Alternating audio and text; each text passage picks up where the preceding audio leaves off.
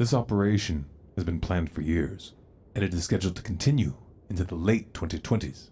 Food crisis and multiple rounds of coercive experimentation will be accompanied by events that shut down critical infrastructure and communications.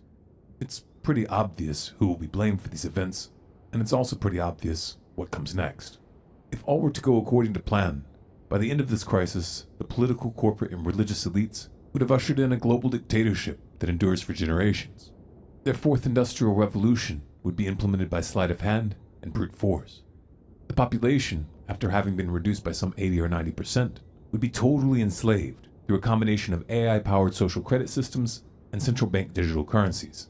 Every move will be tracked and traced, dissent punished instantly, and with no legal recourse. Even the inner sanctum of the mind would be stripped of privacy. The good news is that all is not going according to plan, not by a long shot. The wheels were already coming off of this thing before the main event even started. But like a band of hapless robbers in the middle of a botched heist, the elites are pushing forward even as errors accumulate and compound. They haven't fully connected the sirens in the distance with their ultimate demise. To say this ends badly for them would be an understatement. But that's only part of the story. What about those who resist? What happens to those who stand by their convictions against all odds? We're going to describe how this pans out in the form of a story. In this story, the forces of freedom prevail.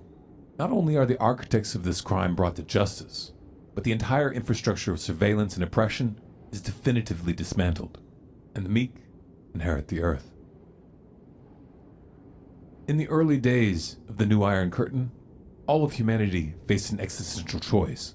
Would they hand over their bodily autonomy and most basic rights to maintain the comforts of the modern world? Would they become complicit in an atrocity in an attempt to save themselves? Or would they follow their hearts and do what is right, even at great sacrifice?